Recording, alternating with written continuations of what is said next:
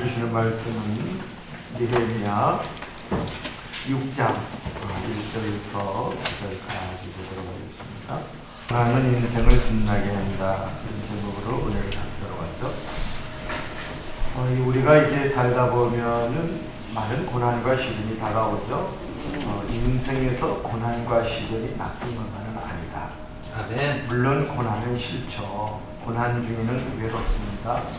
그러나 고난 중에 많은 것을 우리가 배울 수가 있습니다. 아멘. 고난을 통해서 지혜가 생기고 이해력이 깊어지고 고난을 통해서 수용력도 넓어지는 것이죠. 우리가 고난을 통해 포용력도 생기고 하나님을 깊은 차원에서 만나게 됩니다. 골짜기가 있기에 산봉우리가 빛나는 것처럼 고난이 있기에 인생도 빛나게 되는 것이죠. 아멘. 그래서 그런 교훈이 있습니다. 골짜기가 깊을수록 봉우리도 높다. 우리가 시련이 많을수록 우리가 높은 자리에 올라가 하나님 앞에 귀하게 쓰임받을 수 있다. 그런 내용이 되는 것이죠. 아멘. 여러분, 고난이라는 것은 저주의 증거가 아니라 축복의 씨앗입니다. 아멘. 십자가의 고난은 더욱더 그렇죠. 십자가를 품고 부활의 승리를 만드는 사람이 진짜 영웅입니다. 그러므로 아멘. 우리가 고난과 시련을 두려워하지 말고 시련이 있어야 시련도 있다라는 생각을, 축복도 있다라는 생각을 가질 수 있기를 바랍니다. 아멘. 오늘 이제 시련 중에 가져야 될 자세를 이제 느헤미야를 통해서 몇 가지로 생각해 볼 수가 있는데, 오늘 그 본문에는 그 성벽 완성 바로 직전에 느헤미야에게 주어진 아주 시련이 묘사가 되어 있습니다. 본문 1절 말씀을 보십시오. 산발락과 도비아와 아라비아 사람 게셈과 그 나머지 우리 대적이 내가 성을 건축하여 그 퇴락한 곳을 남기지 아니하였dam을 들었는데 내가 아직 성문에 문짝을 달지 못한데라. 그렇게 말씀을 하고 있죠. 성문에 이제 문짝만 달면은 성벽 건축이 완성이 되는 거예요. 바로 그때 이제 시련이 찾아왔어요. 그 시련을 느헤미야가 어떻게 이겼는가? 느헤미야의 모습을 통해서 시련 중에 가져야 될 자세를 우리가 생각해 볼 수 있습니다. 첫째로는 우리 다 같이 한번 읽어봅시다. 첫째로 시작. 기도와 말씀으로 분별하라. 기도와 말씀으로 분별하라. 오늘 본문 2절 말씀을 보십시오. 산발락과 게셈이 내게 보내어 이르기를 오라 우리가 어느 평지 한 촌에서 서로 만나자니 실상은 나를 해하고자 합니다. 그렇게 말씀을 하고 있어요. 이제 최종적으로 성문을 달면은 공격 기회는 더 없을 줄 알고 대적들은 지금 느헤미야를 암살 계획을 세우고 느헤미야에게 어느 평지 한 외딴 촌에서 만나자고 지금 유혹을 하고 있는 장면이에요. 그때 느헤미야는 그들의 암살 계획을 알아챘습니다. 당시에는 정적을 외딴 곳으로 불러내어 암살하는 일이 많았었거든요. 아마 느헤미야의 정보망에 그들이 암살 계획을 세우고 있다는 촉보가 있었을지도 모르죠. 나라를 지키려고 그러면 우리가 국가 정보망이 필요한 것처럼 개인도 영적 정보망이 필요합니다. 아멘. 그 정보망이 어디에서 생기는가? 여러분 어떻게 알 수 있겠어요? 말씀과 기도를 통한 분별력에서 진정한 정보망이 있는 줄로 믿을 수 있기를 바랍니다. 아멘. 여러분 사단의 계략을 훤히 깨뜨리고 있어야 됩니다. 특별히 애딴 곳에는 가지 마십시오. 이단들을 보면 되게 공개를 두려워하고 애딴 곳과 구속진 곳을 좋아하죠. 구속진 곳에서 마음이 그늘진 사람을 잡아채는 것이 사단의 전략입니다. 여러분 그 이단들은요 되게 신비하게 말씀과 계시를 받았다고 합니다. 대개 보면 황황된 말인데도 그런 말에 똑똑한 사람들이 많이 넘어가죠. 그만큼 사람의 마음이 약하고 그 마음에 무엇인가를 채워지기를 원하는 허한 심령으로 살아가는 것이 오늘날 현대인이다 그런 말이에요. 이게 사람의 마음에는 돈과 권력과 인기도 채울 수 없는 부분이 있습니다. 그래서 점쟁이를 찾고 그래서 애언기도를 찾는 거죠. 요즘 같으면은 땅굴이 목포까지 내려왔다 뭐 청와대까지 거기가 본거지다 이런 말을 하는데 그런 헛소리에 넘어가면 안 됩니다. 우리가 땅굴 그 다음에 전쟁이 12월에 일어난다는데 글쎄요 매년마다 그런 사람들은 많지만 한 번도 전쟁이 일어나는 것이 일어나지 않았죠. 전쟁은 언제 일어날지 모르죠. 안 일어날 확률이 더 많지만 중요한 것은 우리가 전쟁이 일어났다 땅굴이 목포까지 내려갔다 안 내려갔다 그런 게 중요한 게 아니고 그런 우리는 종말론적 삶으로 날마다 깨어 경성하여 살아가는 것이 중요하고 육체적인 전쟁, 국가적인 전쟁도 중요하지만은 날마다 삶 속에서 영적 전쟁을 잘 할 줄 아는 사람이 중요하죠. 주님은 마태복음 24장 4절에서 말세에 관해 말씀하면서 미혹을 받지 않도록 주의하라고 말씀을 했습니다. 혹시나 하는 마음을 버리라는 것이죠. 여러분, 공산당은 이제 종교를 아편이라고 했죠. 책임의식이 없고 나눔과 헌신을 모르고 건전한 이성과 상식을 멸시하고 허황된 계시를 좋아하면 종교는 아편이 될 수 있는 거예요. 그렇게 뭐 땅굴이 있다, 뭐 전쟁이 일어난다, 뭐 2년 후에 일어난다, 뭐 12월에 일어난다고 매번 이렇게 막 계시를 받고 막 유튜브에 떠 있고 그러더라고요. 제가 한 3번 들었는데 그런 사람들도 있어요. 그래야 그 사람들도 돈을 벌고 잘 마시나 하니까 그런 거지만 그렇게 살아가는 사람은 아편쟁이하고 똑같은 거예요. 중독자예요, 그런 사람들은. 그래서 우리가 성경은 그런 모습을 최악의 죄로 여기죠. 그러므로 지혜로운 분별력을 가지고 결코 미신에 빠지지 말아라. 이제 그런 말씀이고, 지금 느헤미야는 그 산발락과 도비아와 게셈의 그 무리들이 자기를 지금 암살하려고 하는 그런 어떤 미혹에 넘어가지 않았다. 이제 그런 부분이죠. 우리들도 기도와 말씀으로 분별력 있게 살아가야 진정으로 이 세상의 어떠한 미혹에서 유혹에서도 벗어날 수 있다. 그런 말이에요. 아멘. 정말 여러분들이 애원다운 애원은 여러분에게 있어요. 그리고 정말 여러분들의 진정한 영적 분별력도 여러분에게 있습니다. 아멘. 여러분, 인생은 말대로 된다. 그런 말씀 잘 알죠? 행복을 원하면 감사합니다, 좋습니다, 고맙습니다, 축복합니다는 말을 정말 잘해야 돼요. 아멘. 말대로 여러분 만들어지는 거죠.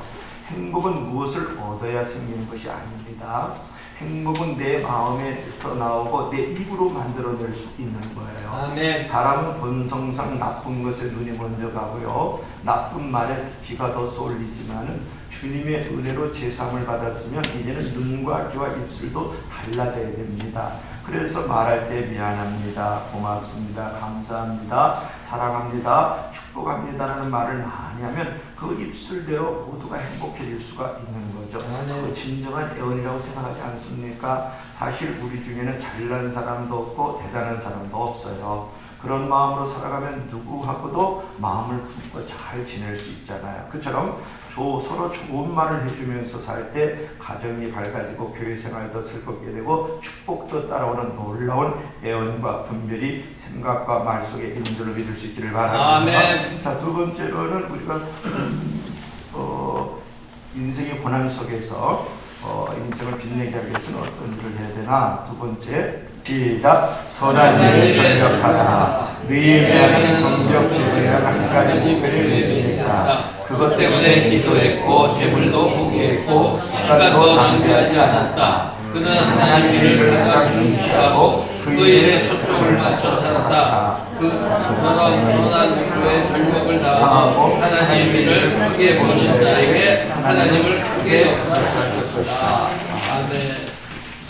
이제 우리가 고난 속에서 정말 해야 될 일은 뭐냐 하면은 선한 일이 이제 전력하라 그렇게 말을 하고 있어요. 본문 4절 말씀을 보십시오. 느헤미야가 암살 계획을 눈치채고 협상을 거부하니까 대적들은 4번이나 계속해서 만나자고 하는 거예요. 마귀는요, 한 번에 물러가지 않는다 그런 말이에요. 마귀가 물러가라고 해서 단번에 물러가는 줄 오해하지 마십시오. 방심하면 마귀가 물러갔다가 7귀신을 데리고 들어오는 것이죠. 그처럼 마귀의 공격은 끈질기게 역사하는 것이죠. 마가복음 4장과 마태복음 4장하고 누가복음 4장을 볼 것 같으면 예수께서 성령에 끌려 마귀에게 시험을 받는 장면이 나옵니다. 특별히 누가복음 4장을 볼 것 같으면은 마귀가 잠시 예수님의 곁을 떠나더라 그런 말씀이 나오고, 마태복음에서는 마귀가 예수님의 곁을 떠나니까 천사가 수종들더라 그렇게 말씀을 하고 있어요.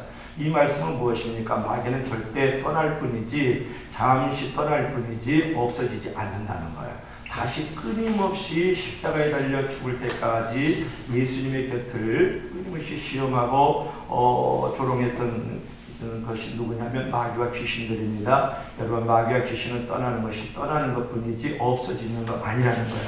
그처럼 마귀의 공격은 끈질기고 집요하다. 그러니까 우리가 마귀에게 배울 것 딱 하나 있어요. 끈질긴 거. 마귀에게 배울 것이 있어요. 계속적으로 공격하는 거. 마귀에게 꼭 하나 배울 게 있는데 뭐냐면 열심히 따라하는 거예요. 마귀도. 마찬가지로 지금 느헤미야를 계속해서 4번이나 꼬셔가지고 이제 불러내서 죽이려고 했습니다. 누가? 이 적들이 말이죠. 오늘날로 말하면 마귀와 귀신과 같은 존재들이죠. 그때 느헤미야가 어떻게 했습니까? 본문 3절 말씀을 보십시오. 내가 곧 저에게 사자들을 보내 이르기를 내가 이제 큰 역사를 하니 내려가지 못하겠느라 어찌하여 역사를 따라 정지하게 하고 너희에게는 내려가겠느냐 하며, 그러니까 느헤미야가 사단의 계략에 넘어가지 않은 이유는 하나님의 일에 전념했기 때문에 그래요. 여러분 선한 사명을 위해서 매진하면 분별력은 조금 부족해도 사단이 틈탈 가능성이 훨씬 적어지는 줄을 믿을 수 있기를 바랍니다. 이 일을 하지 않고 허탄한 생각을 하고 허탄한 행동을 할 때 마귀와 귀신들이 틈이 타는 거예요. 그래서 사명은 내가 세우지만 사명이 나를 지켜주는 것입니다. 주일은 내가 지키는 것 같지만 사실은 주일이 나를 지켜주는 것이죠. 기도와 말씀을 하는 것이 내 시간을 빼앗기는 것 같습니까? 천만의 말씀이요. 기도와 말씀을 우리가 가질 때 기도와 말씀이 나를 지켜주시는 것이죠. 마찬가지로 여러분 우리가 어떤 꿈을 가졌다, 어떤 사명을 가졌다 그랬었을 때 그것에 대해서 집중하고 그것을 열심히 하고 거기에 전심전력을 하고 맡은 일에 충실하면 사실은 시간을 빼앗기고 물질을 빼앗기는 게 아니고 인생의 보탬이 되고 인생이 쌓여져가고 인생이 세워지고 인생이 높아지는 줄을 믿을 수 있기를 바랍니다. 괜히 일하지 않고 텔레비나 보고 있고 이 일들 전환하고 있고 이 동네 저 동네 마실이나 다니고 있고 꿈도 없고 사명도 없고 그럴 때 귀신이 틈타는 거예요. 그 허한 마음에 마귀가 장난질하는 거거든요. 그럴 때 마귀와 귀신이 꼭 아니더라도 그렇게 허하고 헛된 일을 하고 있으면 헛된 행동을 하고 있으면 거기에 그런 사람들이 몰려드는 것이죠. 더러운 것에 파리가 모이는 것처럼 말이죠. 그렇게 되는 거예요. 그러므로 여러분 느헤미야처럼 나의 맡은 일에 사명을 다하고 내가 가지고 있는 직분에 대해서 집중을 하게 되면 오히려 그것이 사단이 틈탈 가능성이 훨씬 적어지고 하나님의 역사가 더욱더 커지는 줄로 믿을 수 있기를 바랍니다. 여러분 느헤미야는 성벽 재건이라는 한 가지 목표에 매진을 했어요. 그것 때문에 기도했고 재물도 포기했고 시간도 낭비하지 않았어요. 그는 하나님의 일을 가장 중시하고 그 일에 초점을 맞춰 살았습니다. 그처럼 선한 목표에 전력을 다하고 하나님의 일을 크게 보는 자에게 하나님은 크게 역사하실 줄로 믿습니다. 이제 마지막으로 우리 한번 세 번째로 우리 다 같이 우리가 고난 속에서 해야 될 일 시작. 모든 힘은 주님께 달려있다. 맨 밑에 진한 글씨 있죠. 기도는 놀라운 힘이다. 그 시작. 기도는 놀라운 힘이다. 이처럼 놀라운 힘의 힘을 생각시키지 말라. 기도할 수 있으면 다른 것도 할 수 있다. 기도할 수 있으면 어떤 난간도 이겨낼 수 있다. 두 손을 모으며 하나님을 우리를 외면할 수 없다. 문제는 하나님이 해주시지 않는 것이 문제가 아니라 우리가 기도하지 않는 것이 문제다. 아멘. 중요한 메시지죠. 여러분 왕정 시대에는요 가장 무서운 것이 모략입니다. 모략. 아무리 이제 느헤미야가 결백을 해도 왕이 오해하면 그것을 끝장내 날 수가 있었어요. 그 당시 아닥사스다 왕은 변덕이 심했고 배신을 잘 때리는 사람이고 분노하는 기질이 많이 있었던 사람이 누구냐? 아닥사스다 왕이었거든요. 이제 만약에 왕에게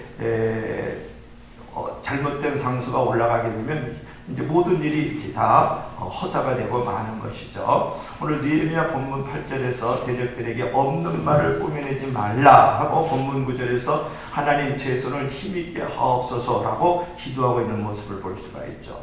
여러분 누구의 우협이 있었지만은 느헤미야는 성벽 재건 사역을 포기하지 않고 죽으면 죽으리다 하고 기도하고 나갔다라는 거예요. 그처럼 때로 어렵고 낙심되는 일이 있을 때 무엇보다도 먼저 기도하라. 그러면 문제를 극복할 수 있는 신비한 힘과 지혜가 거기에서 주어지는 줄로 믿을 수 있기를 바랍니다. 여러분 말로 상처를 많이 받습니다. 말로 쓴뿌리가 많이 생기는 것이고 말로 오해가 많아요. 그래서 오늘도 여기도 지금 계속 말로 이제 시험을 걸어오는 거거든요. 그래서 여러분의 말을 들을 때에는 항상 한쪽 편의 말만 들으면 안 돼요. 거기에 무지 오해가 있더라고요.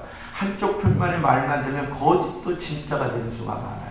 진짜 그 말만 듣게 돼요. 그래서 항상 어떤 말들이 있었을 때 그 말의 진위를 여부를 파악할 때는 항상 두 사람의 말을 다 들어야 돼요. 그래서 A라는 집사님, B라는 집사님, 항상 A라는 집사님의 말만 들으면 A라는 집사님의 편에 서게 돼 있어요. 그렇게 말하고 그렇게 판단하고 그렇게 분별하고 그렇게 그 사람을 바라보게 돼 있다고. 그래서 어떤 말을 들을 때는 항상 A와 B를 다 들어야 돼요. 정말 똑같은 시간에 똑같은 장소에서 들어야 돼요. 그랬을 때 오해가 없는 줄로 믿을 수 있기를 바랍니다. 그리고 말에 대해서 힘들어지고 어려울 때에는 그 말에 대해서 자꾸 대꾸하고 답을 주려고 그러면 안 돼요. 어떻게 됩니까? 느헤미야처럼 기도하면 돼요. 기도는 놀라운 힘입니다. 놀라운 기도의 힘을 사장시키지 마십시오. 기도할 수 있으면 다른 것도 할 수 있어요. 기도할 수 있으면 어떤 나만도 이길 수 있어요. 두 손을 모으면 하나님은 우리를 도저히 예면할 수 없는 줄로 믿습니다. 아멘. 문제는 하나님이 힘 주시지 않는 것이 문제가 아니라, 문제를 풀어주지 않는 게 문제가 아니라 우리가 기도하지 않는 것이 문제라는 거예요. 아멘. 그래서 우리가 대소사간에 모든 것은 기도로 풀어가야 돼요. 그래서 기독교는 기도교다 그런 말을 하잖아요. 눈 감고 기도하면 영적인 눈이 떠지고 하나님이 보여지고 말씀이 보여지고 위로부터의 힘과 능력의 부여를 받는 거거든요. 아멘. 그때 문제가 보이는 것이 아니라 문제 넘어 있는 승리가 보이게 되고, 문제 넘어 있는 하나님이 보이게 되고, 아멘. 문제 넘어 있는 문제를 풀 수 있는 지혜의 말씀이 보이는 줄로 믿습니다. 아멘. 그때 우리를 위해서 이 열심히 일하시는 하나님이 보이게 되는 거예요. 아멘. 그 순간에 힘과 용기와 지혜가 생기는 것 아니겠습니까? 그래서 힘과 용기와 지혜는 어떤 문제도 극복하는 능력을 주는 것이잖아요. 그래서 힘들면 되도록 말은 줄이고 기도는 늘릴 수 있기를 바랍니다. 아멘. 아침에 일어날 때 기도하면서 일어나고 저녁에 잠들 때 기도하면서 잠자기를 주의 이름으로 축원합니다. 아멘. 하나님은 우리의 기도를 통해서 역사하기를 기뻐하시는 거예요. 문이 닫혔으면 내 손으로 그 문을 열려고 하기 전에 기도의 손으로 하늘 문을 먼저 두드릴 수 있기를 주의 이름으로 하나님을 축원합니다. 여러분, 결론을 들어갑시다. 살면서 결론적으로 시작. 살면서 때로 어려운 일을 만나도 사명을 포기하지 말라. 이 세상의 즐거움이 잠깐인 것처럼 고난도 잠깐이다. 중요한 것은 우리의 영혼과 우리의 사명이다. 그 사명을 따라 사는 것이 영원하다. 그런 미래를 바라볼 줄 알아야 된다. 바둑을 볼 때 멀리 볼 줄 아는 사람이 있습니다. 멀리 볼 줄 아는 인생의 모습이 되어야 된다. 아멘. 아멘. 기도했습니다. 오늘 기도 제목은 뭡니까? 우리가 고난 속에서 참 어두운 때에 우리가 살아가고 있는데 기도와 말씀을 통하여 분별하며 살아가게 하소서. 두 번째로 맡겨진 일에 사명을 걸고 충성하면서 진보를 나타내시고, 그럴 때 고난을 넘어갈 수 있는 거거든요. 자, 세 번째로 어떻게 합니까? 기도함으로써 하나님의 힘을 의지하라, 이렇게 말씀을 하고 있습니다. 오늘 주신 말씀을 가지고 기도하고